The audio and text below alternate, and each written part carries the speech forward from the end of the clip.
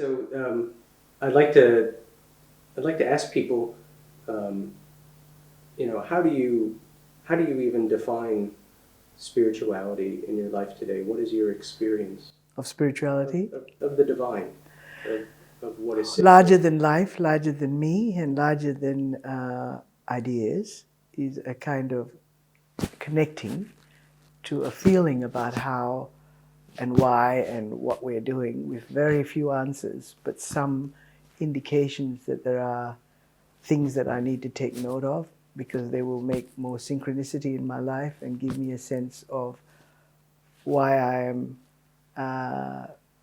going through what I'm going through.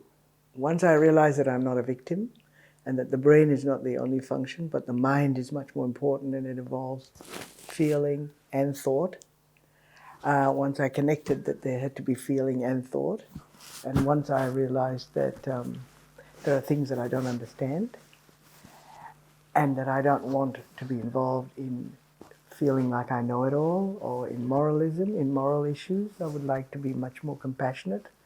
Once I realized that passion was easy, but compassion was much harder. Once I realized that talking is not as important as feeling, and it made me redefine some of my practice and my endeavors.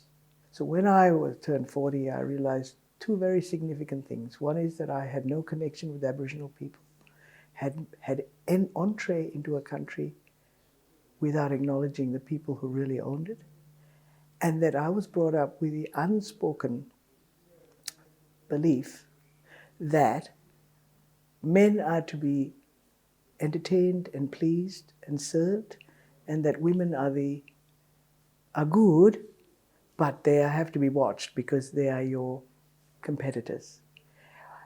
When I realized that everything was the very opposite. That I had to make an acknowledgement of this land and learn about it. But once I acknowledged that, it happened very quickly, without me having to construct it. I was working with Aboriginal women, and I began to see more Aboriginal people in the city than ever before. So it's about an awakening in yourself. And then with women's issues, I realized that if I didn't really open up to the friendships and acknowledge the significance of women in my life, I would never be able to celebrate my own.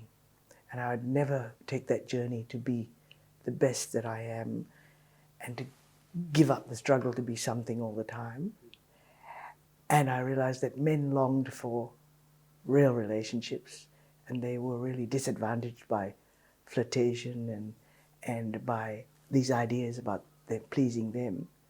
And then I started to have real friendships, and I was able to embrace my relationship with David that liberated me because it was a mutual endeavor to look at ourselves without analysis. I came out of social work and analysis, and it just teaches you to be very good at talking about feelings but rationalizing them. And I realized the difference between emotion and feeling. And it was a big journey of self-appraisal that involved lots of private time. And it was like having a systematic nervous breakdown. In other words, having open heart surgery on yourself, but with a companion who never interpreted, pushed, directed, analyzed, but was there, just there. And that helped me to be open to re-looking at all my life, all the faiths that I'd endeavored to examine, and all the faiths that I've come across just by being alive.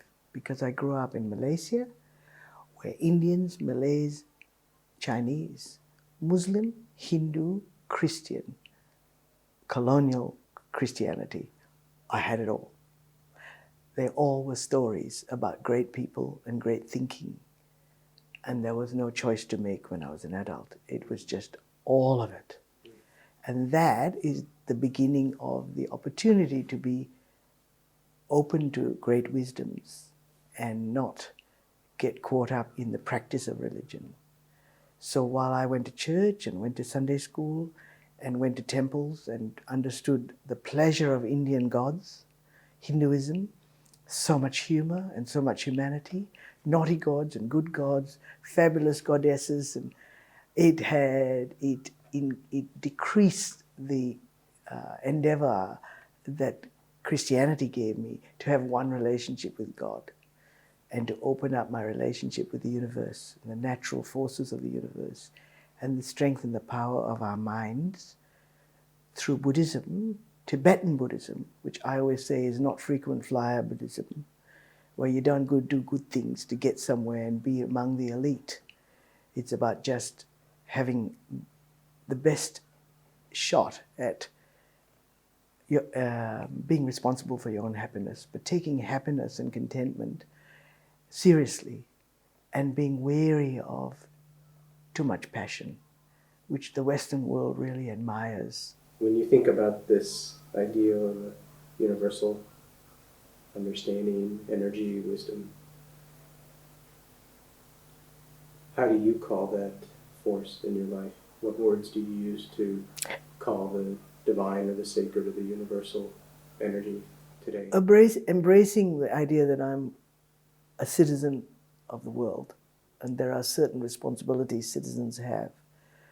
That's to family and loved ones, connectedness, a belief that there are forces that we need to understand or make way for, and not believe that we can impose them, that the collective is important, and connections and synchronicity is important, but we have to liberate ourselves from a whole lot of behavior patterns in ourselves that make us victims, dependent, not feeling, and it is ongoing. It's not about going to school and learning it. It's about the living the journey, and it's about respect and manners, but they're not like I heard and thought respect was or manners were.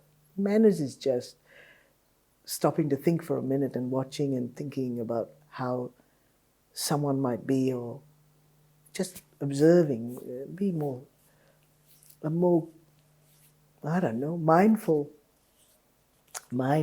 It's not moralistic terms, like there's no such thing as laziness, and that there are forces that can make people very deranged and what we call evil, but they come from acute dysfunction that is a madness. It's a madness from having been driven mad. People are driven mad. I see babies being driven mad. I listened to some women sitting around a table in my restaurant, and one said, oh, she's been really mean today. And she was talking about a baby that big. And when everyone had gone, I said to her, I'm 64 years old and you can tell me to get lost, but I have to tell you that that baby has no capacity to be mean to you whatsoever. And what's more, if you keep saying that to her, she will know that you think that about her. She is filled with a longing for you, and she has no other way to communicate except to let you know that she's in pain.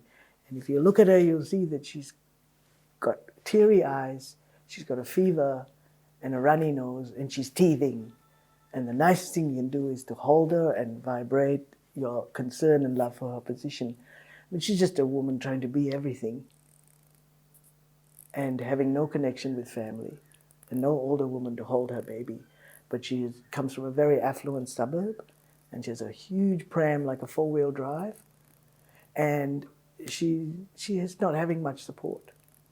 The laws at the moment in Melbourne at the moment, if you're a young mother, you get 2 visits to an infant welfare centre a year.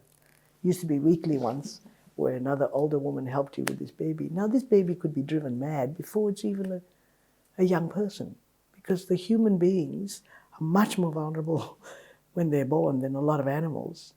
And they need so much in the beginning. And when I see fathers with their daughters and their sons and mothers who are clearly putting out because they come to terms with the fact, I always praise them, I always do, because I feel so much gratitude towards them that they are nurturing a citizen of the world who might be able to give rather than need all the time. We are so filled with need when there's some dysfunction, And I don't blame parents. They're struggling themselves with their own dysfunction. So clearly in my work as a restaurateur, I am looking all the time, observing the kind of madness that people have that is socially acceptable because it keeps the rules. But eventually, those tremendous mechanisms of control don't work when you grow older. So a lot of people end up very miserable when they're old, whereas it should be a time of bliss, you know. Oh, my earliest memory is my grandmother because she told stories. And she told a lot of stories about Jesus, who was just this man who loved friendships. So she told me about a famous person, but who was actually a visitor in our home. We talked to Jesus every night. Jesus, tender shepherd, love me, you know. God, can you tell God to bless? And we had turns, my cousins and I, we had turns to name all the people we wanted him to look after. He had friendship with Mary Magdalene. He had friendship with Mary and, you know, the two sisters. He went to parties and gave us more fish and more bread. He made wine. If somebody sadly died, he brought them alive. It was a story about a very compassionate and lovely man who was blonde with blue eyes, because a photograph in our house was blonde with blue eyes, which was a complete misconception. But it was about a very kind, nice man who actually had relationships with women, but actually didn't marry, and seemed to be nice. And it never sat straight with me that he was conceived the way he was, but I kind of didn't believe it anyway, because there was always a crisis if somebody was pregnant without having a husband. So, you know, I knew that could happen. So my earliest memories were my grandmother walking me or whatever. My mother was very sad when I was born because my father didn't ever come back to us. And so I think I wiped that out. And then when I remembered things, I remember her as always crying tears. So my earliest memories is my grandmother, because it was about a kind of, she was able to tell stories and be happy. So that's my earliest memory, and my earliest memory of believing in, you know, God and the universe was a Christian one. Tell me, what was the first time in your life you feel like you had to rely upon, or you chose to rely upon that God energy, that synchronicity? I think when I started to realize that my intent is not evil, and that I'm not a bad person, and that I can start to take stock of some pathways that I've taken that have been better than others, and modify not just my behavior, but modify my belief that I am as powerful as I allow myself to be, and as good or as bad as I allow myself to be. So it's a kind of a management. It's a management of self. And then a contentment and a sense of success that comes with it. And of course, the success gets redefined, has to be, if you're going to surrender to the belief that your intent should be managed and watched and re-examined, that you have to be watchful and mindful of yourself. And that's the best citizenship you can have. So if you're a mother, be a mother. If you're a restaurateur, be a good restaurateur, and see that there are many other forms of success and many other forms of capital. So there's social capital, there's spiritual capital. I had a restaurant called EQ because I was thinking of the emotional quotient in business, but there's also a spiritual quotient. But right now I'd say it's probably sexual rather than spiritual, because the pursuit is for sexual attainment. What people don't realize is that the spiritual pursuit is very sexually fulfilling. So there are still delusions that we are all driven by and affected by. And so I just say, be as mindful, as watchful as you can be. And the great forces will be revealed to you in terms of your own power and amazing power of other people. And they're just in front of you in your own backyard. You know that saying, I went overseas to find myself and found I wasn't there? just the people in the room have as much to offer you as the people next door. And so I say that experience taught me What's your greatest wish? that there will be an opportunity for people to, that I'm thinking that maybe an Australian might be a person who has a message that is less of a doctrine and more of a, not a money-making venture, but I think that probably the mentality that comes out of being in a country that's unencumbered by tradition means that there may be some free thinking and there may be some philosophers, writers, and leaders who can actually capture the imagination of people who would like to manage their own being alive, the vitality of being alive, to come alive. And I think that we've got to give up doctrines that make people feel they're going to be privileged. Like they're going to be joining the company of something that's going to save them, and more the company of them being alive enough to embrace people, but with some good habits, some really good habits of kindness and consideration and mutual commitment and some mutual responsibility. And it sounds really rigorous, but I don't mean it in a rigorous way. I mean, it's really easy to find a lens through which you see life that is more empowering, more enhancing, and more satisfying. And I think that I've been lucky that I've been able to use all the faiths that I've been involved with, and that is Hinduism, Buddhism, and Christianity. They have given me things that I have been free enough because of Tibetan Buddhism writings and teachings to embrace. I embrace all goddesses, all gods, all religions, but the best of it. I mean, in many ways, you have to be an alchemist for your own spirituality. And I think I've been given that opportunity in this country, and by the privilege of my grandmother telling me stories about a real Jesus, and there are many of them. And I meet them all the time, people who are kind and compassionate and speak out and are brave, and I hope that they never ever have to reach the point of having to be put on a cross. I don't want that for anyone, not even Jesus. And yeah, but I feel as privileged and as rich and as lucky as ever now, and I really look forward to feeling even better next year and the year after. And I don't mind that I can see the light at the end of the tunnel because I'm 64, but I want a lot more.